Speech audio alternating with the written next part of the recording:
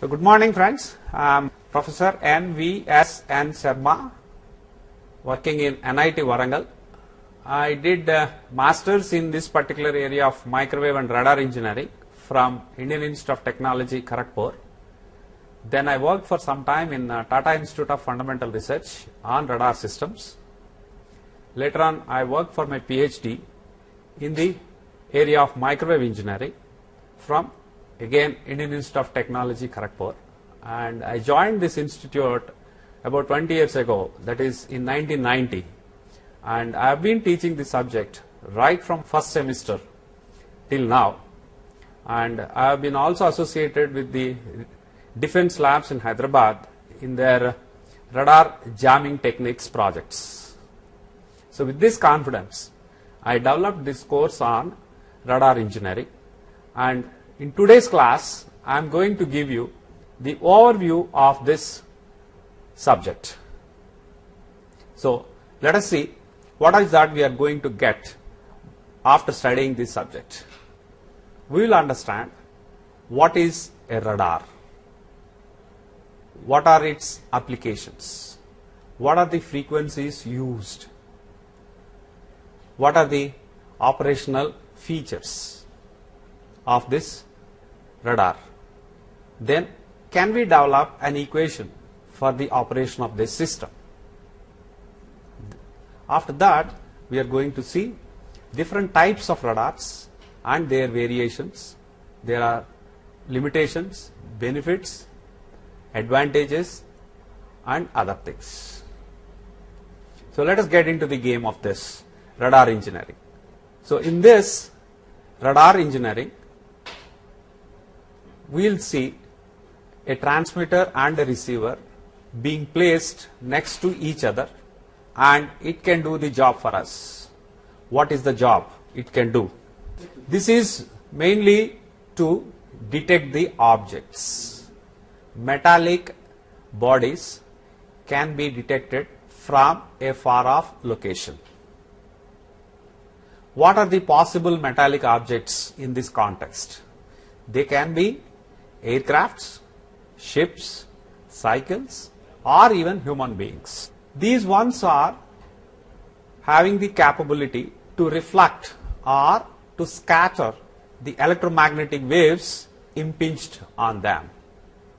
So, early 1940s, people started experimenting on the scattering capabilities of these metallic objects, and from the scattered signals, people started making some measurements to see that whether we can make a system to observe these scattered signals. That is how slowly by 1945, during World War time, many countries could develop a radar system and make use of it.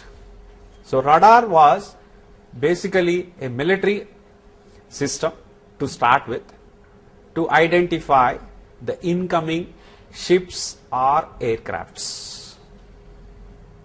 And it is possible to detect the presence of a ship at a very far off distance. That was the advantage people could derive from this system. So the main objective of this radar system is to detect the presence of an object.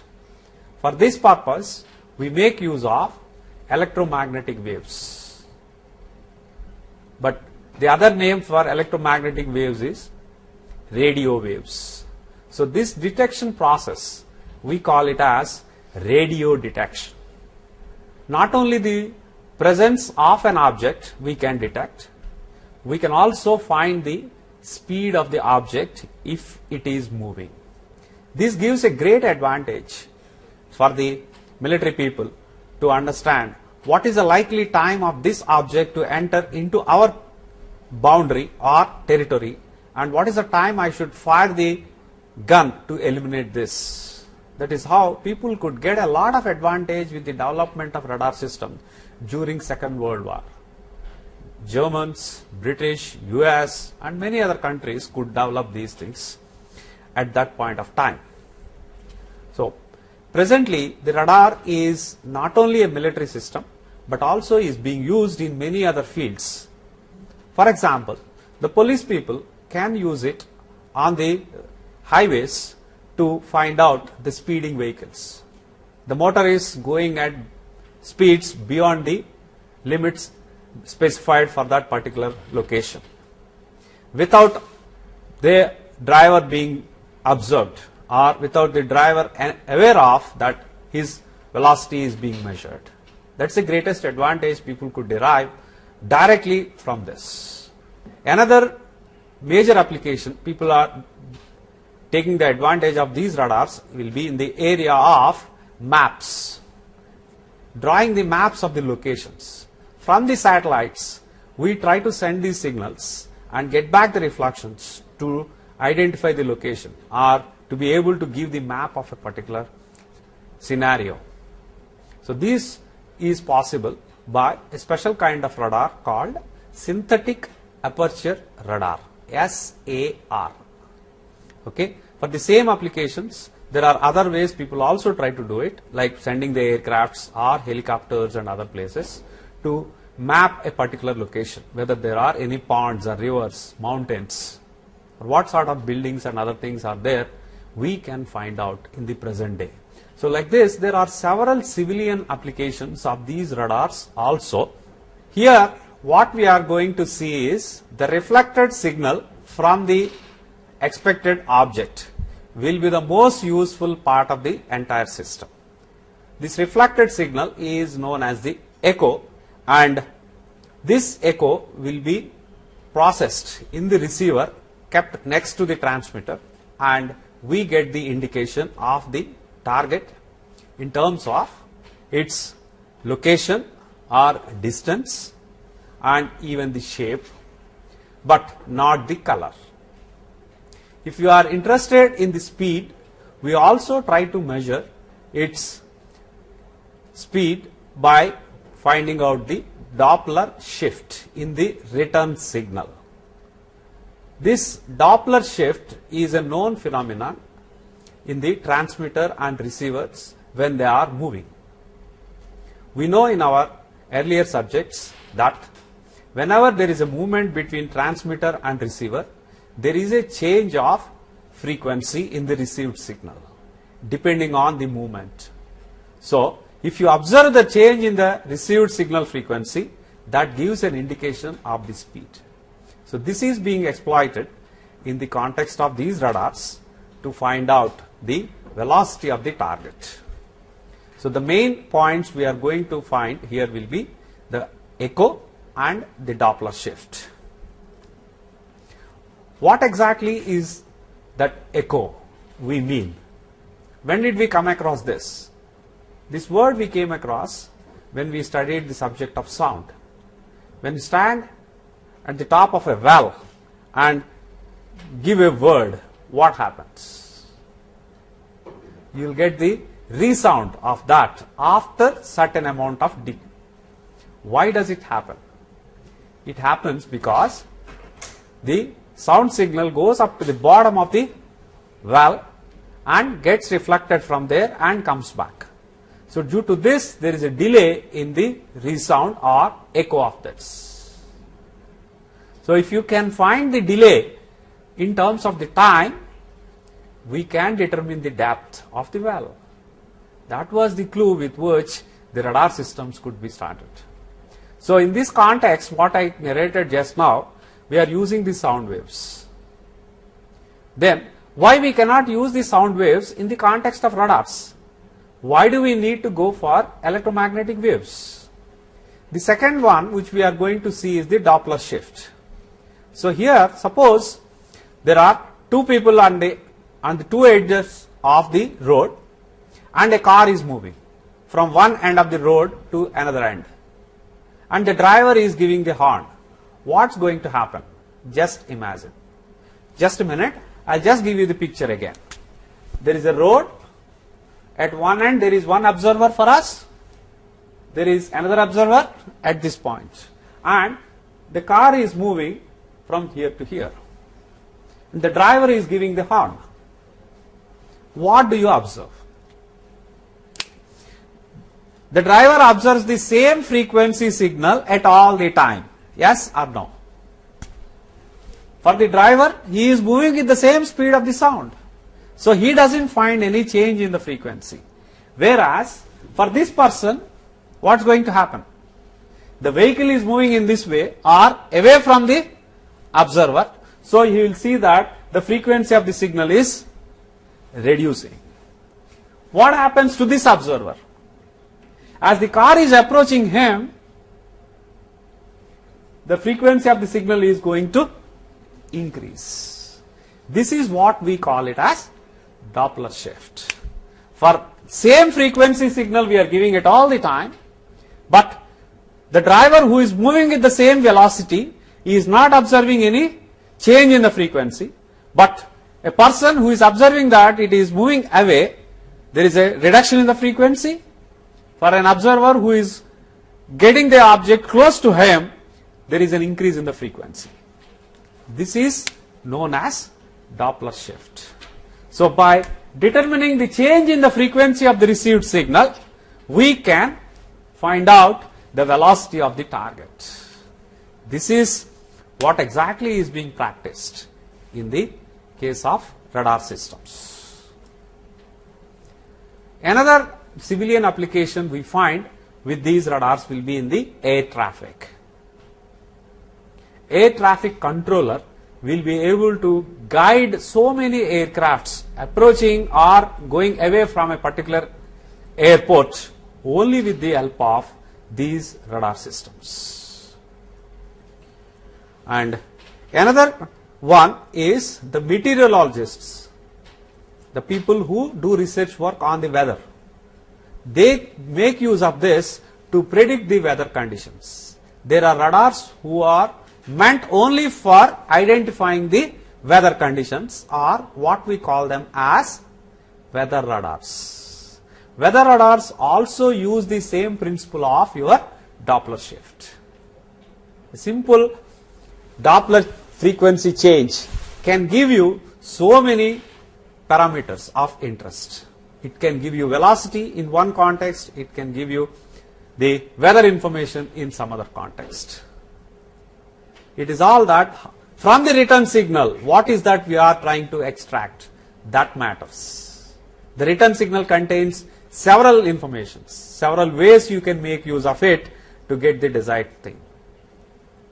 So this radar is so interesting and having so many applications. It is purely electronic system. So when you study this subject of radar engineering, you will know how to design a system, how to conceive the components required for a particular operation, how to put them together and give a good architecture or system integration. You will come to know how to specify what should be the sub blocks of this particular system.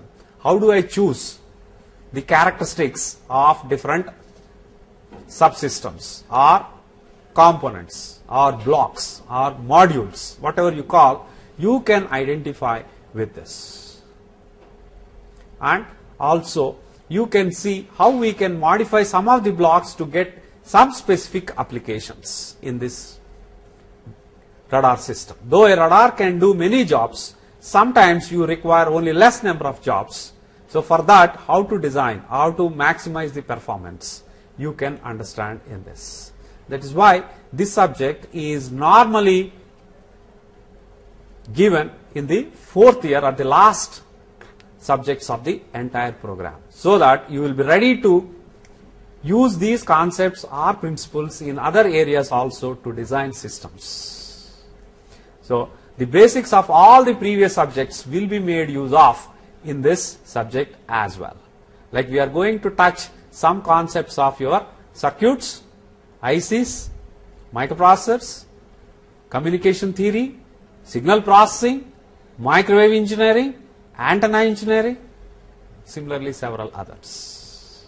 So this encompasses all your earlier subjects. That is how you will have more confidence in those subjects, as you could see the application of those things in this particular area very clearly.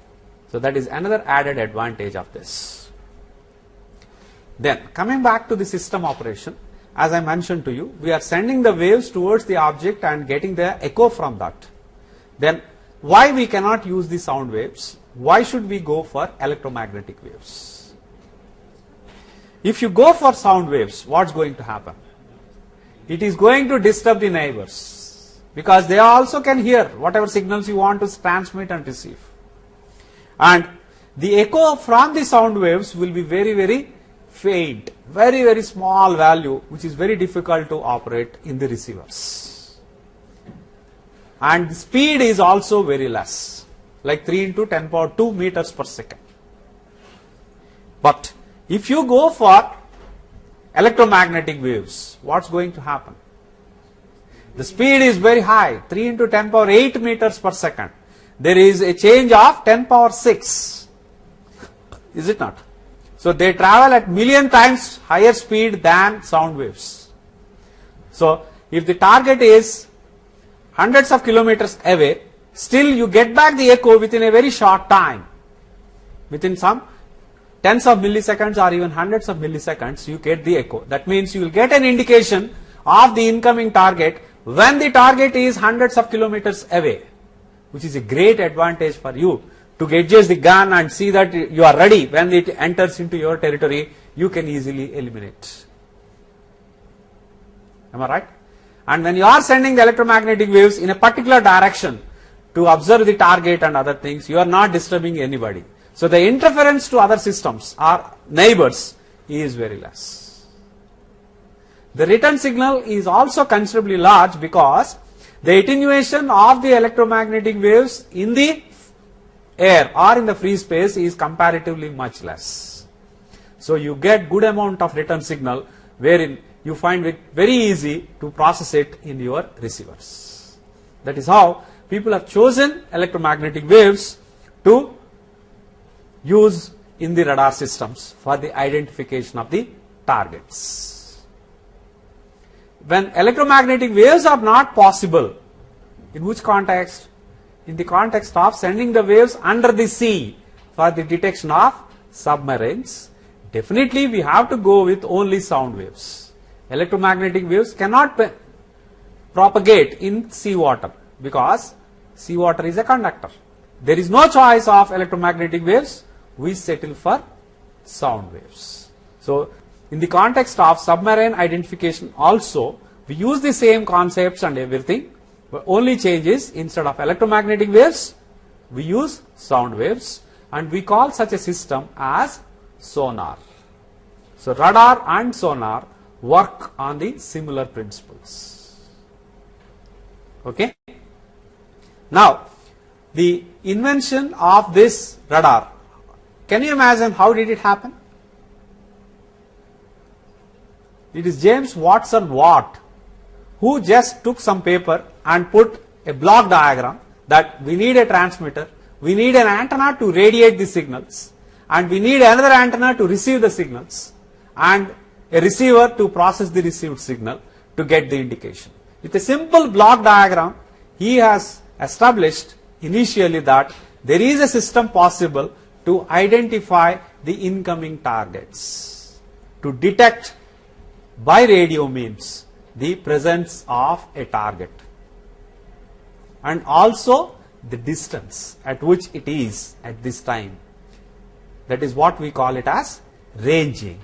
So ranging and radio detection are the two jobs which we are doing with this system.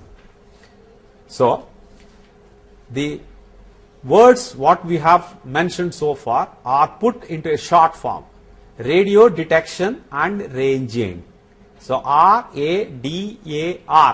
are put together to call this as a radar. So radars are many varieties. There is a good classification that is possible. What is that? The classification is by the types of operation.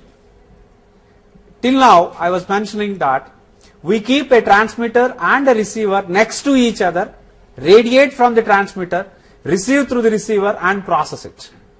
If you are keeping it like this, that means a transmitter and a receiver next to each other, when you keep it, then we call it as monostatic operation. At one location, everything is going on. This is normal radar operation.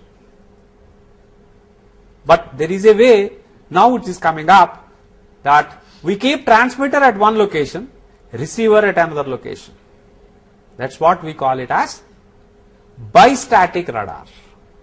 Two different positions we are using, and there are many varieties that are possible these days, that we are going to have a radar network. What is that? We send from one single transmitter, receive the signal through different receivers, which is very useful. So from the different received signals, we try to get many details, many more details. That is what is being developed nowadays. So radar network is what people are contemplating. Like your computer networks or data networks, ad hoc networks, sensor networks. We have now the other side of the radar system that is happening is radar networks. We are not going into such a detail. So by operation, you can say, if you keep radar transmitter and receiver at the same location, we call it as monostatic. If the radar transmitter and receiver are at two different locations, then we call it as bistatic. This is one classification you can have. The other type of classification is that, are we using pulse signals or continuous wave signals? CW or pulse operation is another way. There is a third way people are talking about, is the coherent operation or non-coherent operation. Okay? There is one more variety, we call it by frequency band of operation. Radars operating in L band, operating in X band, radars operating in K band. Like this, you can always try to identify. They will have similar characteristics. Okay, similar devices are being used. Okay, thereby we will have another classification possible with frequency bands also. So, in this course on radar engineering, we are going to see what is the basic operation we are going to have. How do we send the signals? How do we generate them? How do we amplify them?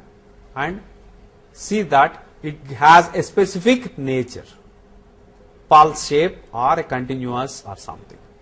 You may ask me, are these the only types? It is not.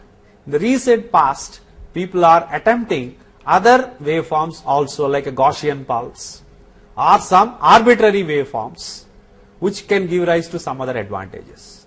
The main problem in the radar operation is the noise from the environment.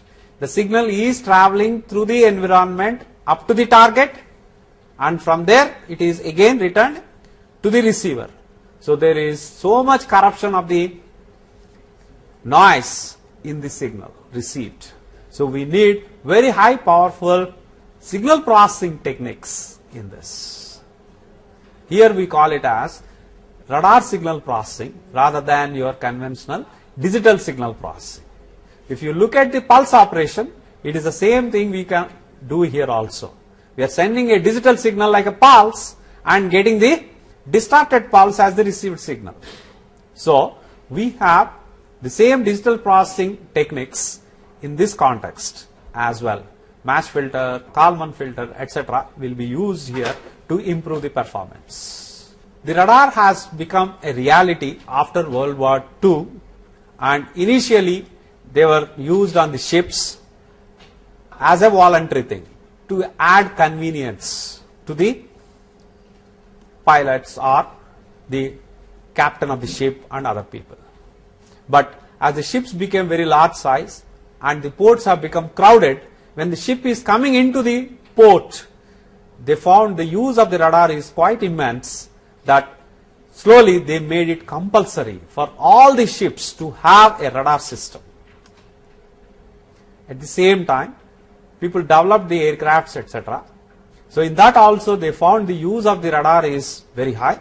Then they made it compulsory in the aircrafts also. But initially there was lot of resistance from the mariners to use the radar system, like as we found in our day-to-day life. Many people have hesitation to go onto the computer even now. Many people have hesitation to use a mobile phone. But as we see, without mobile phone, the life is nothing for many people already. So mobile has become a common thing. In the same sense, the radar also has become an inevitable component in all ships and aircrafts because of its immense use. In the case of radars, there are specialities we make use of. The distances are generally given in terms of nautical miles, NMI. 1 nautical mile is about 1.75 kilometers. A normal mile is 1.5, is it not, kilometers, whereas here it is 1.75. So when we are talking to a radar engineer, first of all we should change our language to nautical miles. Similarly, the display of the return signal is normally not on a CRO as it is. A CRO gives voltage to time indication. Okay, in the good olden days we used to have such devices called A-scopes. The return signal amplitude versus the time of return. But slowly people found that there is a different way of representation that is more convenient, and they landed at a different scope called PPI, plan position indicator. So like this, there are definitely some more new things which you will be coming across in the subject of radars. Similarly, the velocity of a target is not given as meters per second or kilometers per second. It is expressed in terms of knots, KNOT. Okay, 1 knot is equal to 300 meters per second. Okay, velocity of sound, minimum value is 1. Multiples of that is 2 knots, 3 knots, 4 knots, like that. So here the people could find that the ship, when it is entering into the port, how to control different operations and see that there is no collision with other ships or other lower level boats, trawlers and other vehicles that are there across this. Similarly, at the airport, the ATC will find it very convenient to use a radar to see that there is safe landing, and from the landing point up to the airport location, wherever it is supposed to be parked, they can guide the aircraft very conveniently like this. And slowly people made use of this radar even under poor visibility conditions. When there is poor visibility, the ATC will be able to see that the landing is very safe by giving proper signals to the pilot or completely controlling from the control room itself. That was the advantage we have, or here we call it as GCA, ground controlled approach, is completely possible with these things. So with the radar systems introduction, the ships had lot of convenience at the ports, and the collisions were almost avoided by this. The same has been extended to the case of aircrafts also at a later stage. For the navigation, when we use these things, we call these devices as navigational aids. Here we have some slides representing how exactly it looks, the radar display unit. The output of the receiver is displayed on different scope, a circular scope or a polar chart type of thing, where range versus azimuth angle is mentioned in certain cases, range versus elevation is indicated in certain other cases. So these are the ones which you are seeing on the screens here. By the advantage of these radars, even if there are two targets coming one after the other, you will be able to discriminate. Or two targets coming at close angles, you will be able to discriminate them and clearly identify that you are getting two targets. So these are some of the cases what we have in the subject of radar engineering. Now let us get on to the topics which we are going to see in this radar system.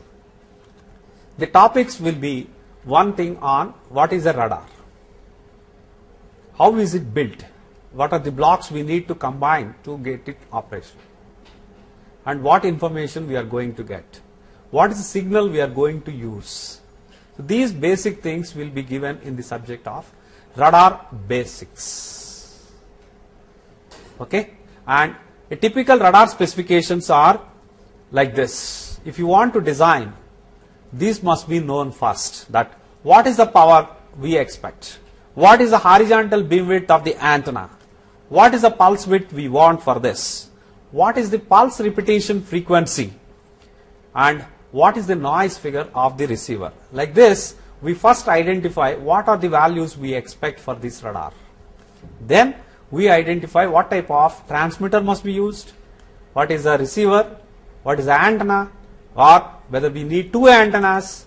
All these things will be calculated, and then we go for the movement, how much is required for the antenna to identify the targets coming in different directions.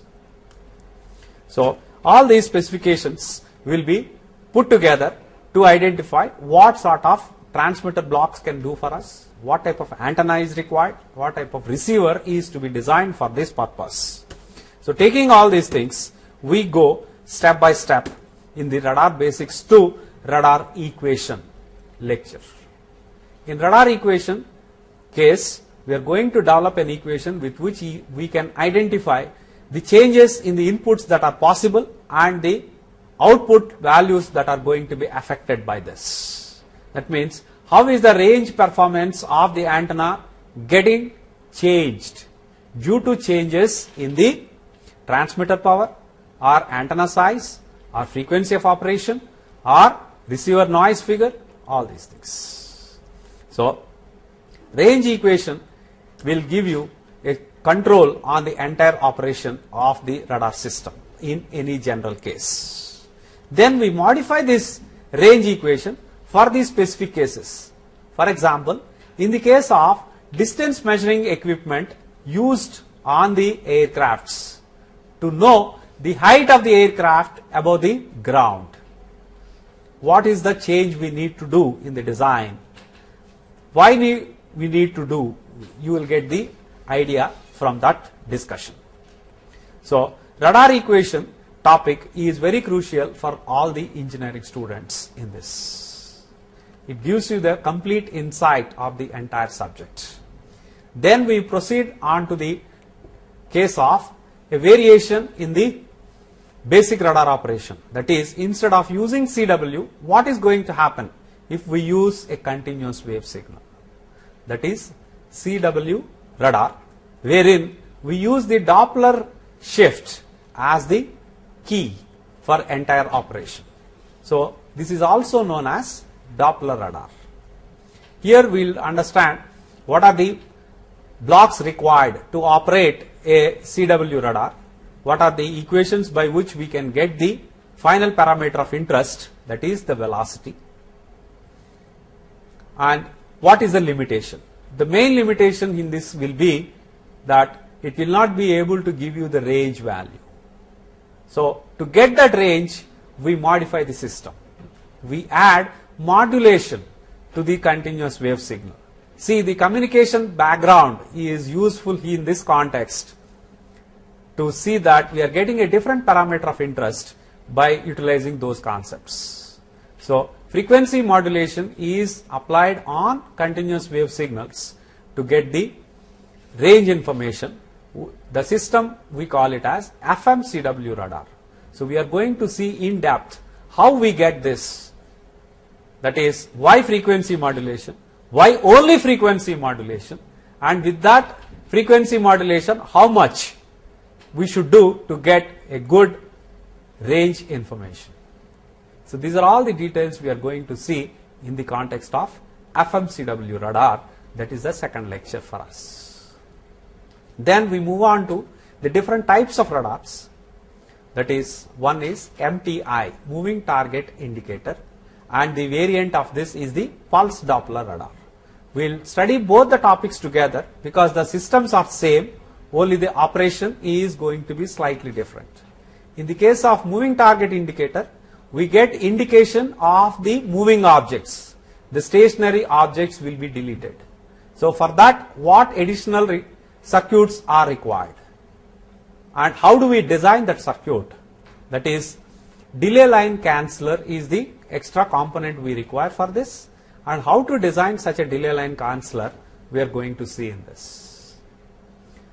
when it comes to pulse Doppler radar, it will not be able to give you a good information on the position of the target, but it will give you an accurate information on the velocity of the target from the same system. So pulse Doppler has some advantages, whereas MTI has some other advantages, and both cannot be met by the same system. That means they follow Heisenberg's uncertainty principle. So this is all that we are going to understand in the third lecture on MTI and PDR.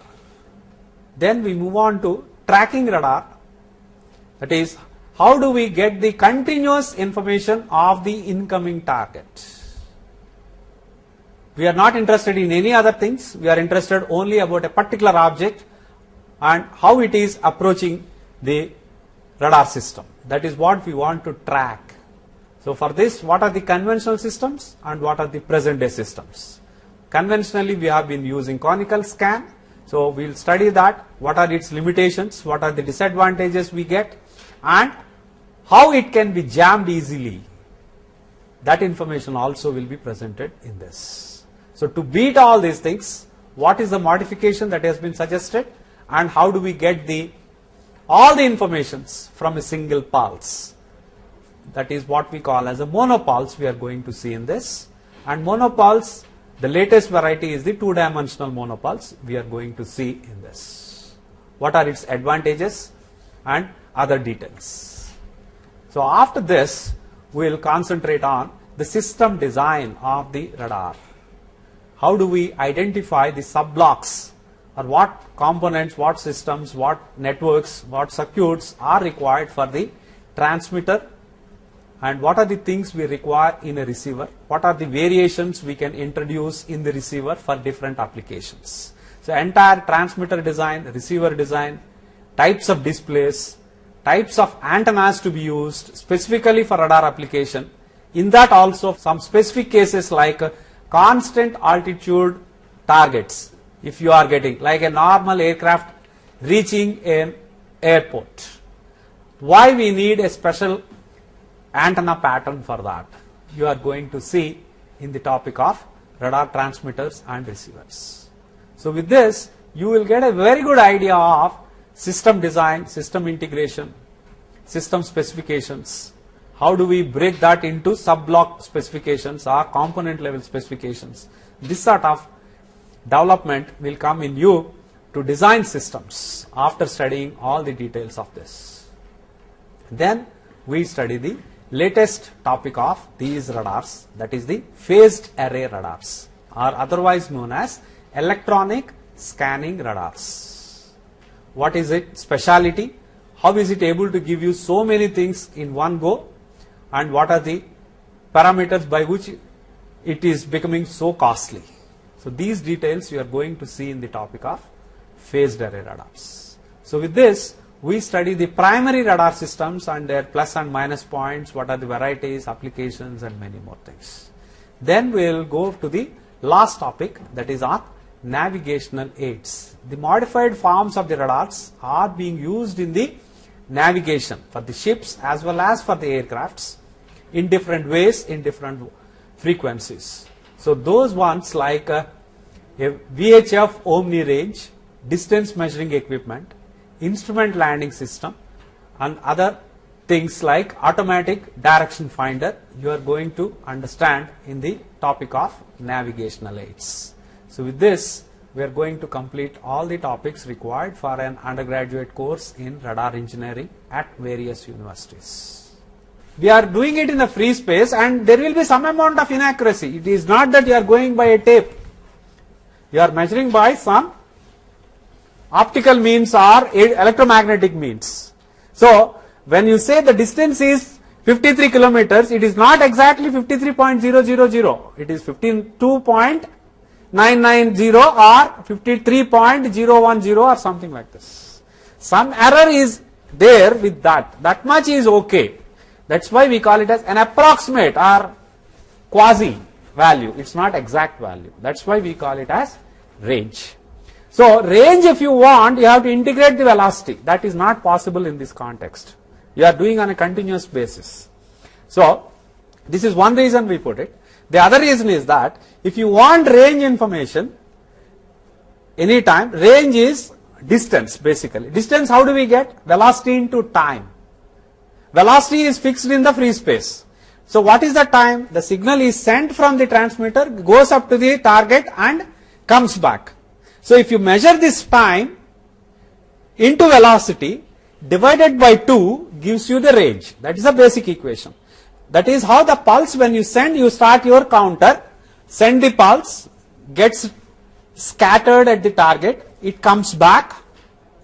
A small fraction only comes back. It is not true reflection. Reflection means it goes and comes back. No. It goes, the object acts like a reflector, scatterer. Only small portion comes towards the receiver, that will be received, and the time, if you measure, 2 times the range it is. So C into time divided by 2 gives you the distance.